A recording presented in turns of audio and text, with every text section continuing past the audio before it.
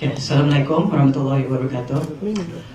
Currently, I'm working with Standard Chartered Bank, but I am a part-time master's student here with the Faculty of Business and Economics. So my question is, when it comes to national policies, for example, well, let's say we want to achieve more trade, more wealth generated, there's a lot of investments that need to be made, such as in business infrastructure, in education, in businesses in general, and developing human capital. And it's often easy to identify what we need to do in individual industries.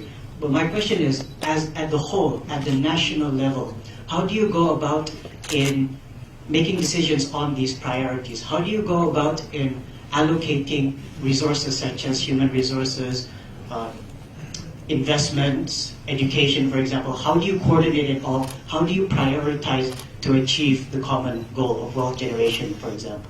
Thank you. How do you prioritize?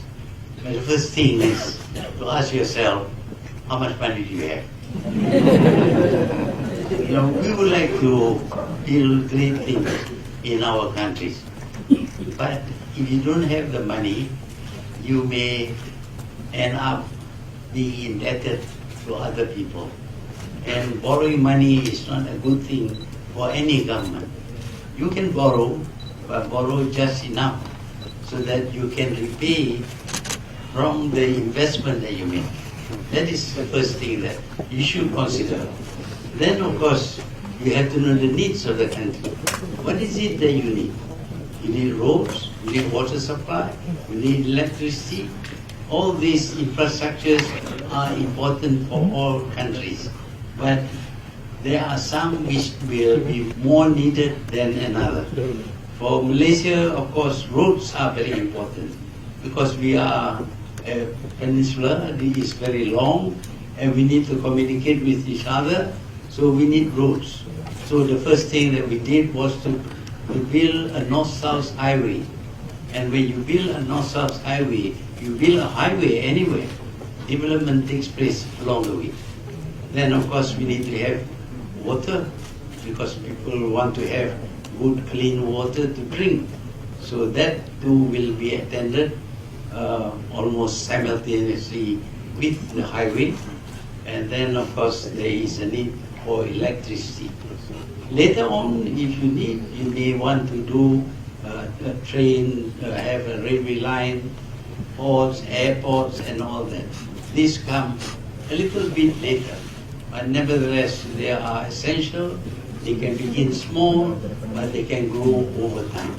So that's how we make a choice. We make a decision as to what do we need first that we can invest with the money that we have. We can borrow, but don't borrow too much. I'm Colonel Saiful Akmal bin Mohamad Sharif, currently the Commandant of the Defense Academy, seconded to doing a work attachment at the Institute of Policy Studies here. My question is about strategic leadership. Have you found perhaps maybe that your strategic narrative has changed a lot or differed a lot from the last time you were the Prime Minister and now that you're a Prime Minister, albeit, as you've alluded to, temporarily? And has that actually won the hearts of perhaps the Electoral College in Malaysia, you think, anticipate in the near future? Thank you. Well, a leader must think about solving the problem of the country. He has to decide on what plans to use, what strategy to adhere to. But one of the most important things, of course, is get things going. When I became Prime Minister in 1981, everything was in place. The machinery of government was working fine. All I need to do is to decide on what to do with the machinery and the money that we have. So things went on very smoothly. This time it is totally different.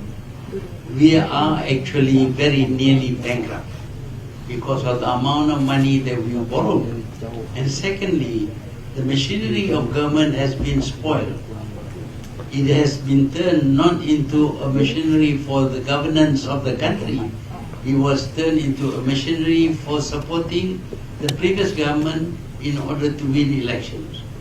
So now we find that first we have to attend to our borrowings, the loans that we have.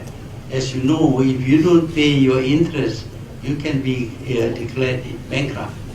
So we have to find the money to pay interest and also the principal later on.